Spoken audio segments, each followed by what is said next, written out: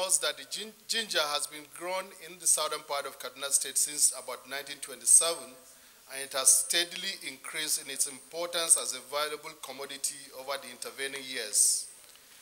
The Senate further notes that Kaduna State ranks the highest in ginger production in Nigeria, contributing to Nigeria's place as one of the largest producers of ginger in the world, with a production average of more than 300,000 tons during the 5-year period from 2014 to 2018, and a global market share of about 11%, trailing only India. Cognizant that as a subset of the agricultural sector, ginger production has a significant impact on revenue generation and farmers' income, thereby reducing the rate of poverty amongst the local farmers of Southern Kaduna and the country at large. Also cognizant that apart from its revenue-generating potential, the consumption of ginger has many health benefits ranging from the prevention of stomach ulcers, the reduction of nausea and vomiting amongst pregnant women, to chemotherapy treatment for cancer patients. Worried that the 2023 ginger season in Southern Kaduna has suffered a significant setback due to an outbreak of fungi pathogens infection, destroying over 2,500 hectares of farmlands estimated at 10 billion naira across 7 local government areas of Southern Kaduna, thereby significantly threatening Nigeria's position on the world chart of ginger production. Also worried that this devastating and unprecedented ginger pandemic affects Nigeria's non-oil export performance and is already affecting the lives of many individuals within the affected communities of Southern Kaduna because ginger is the source of livelihood.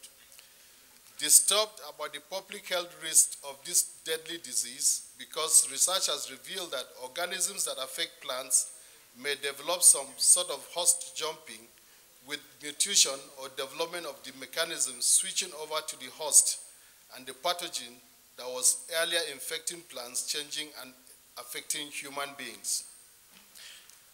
The Senate accordingly resolves to mandate its Committee on Agricultural Production and Rural Development to interface with the hierarchy of the National Agricultural Quarantine Services and the Supervisory Ministry, the Federal Ministry of Agriculture and Food Security, towards conducting an immediate on-the-spot assessment tour of all affected areas of the ginger pandemic in Southern Kaduna State. Call on the Nigerian Center for Disease Control and Prevention to immediately coordinate surveillance systems to collect, analyze, and interpret data on this disease towards the prevention of further spread of the pythoniosis.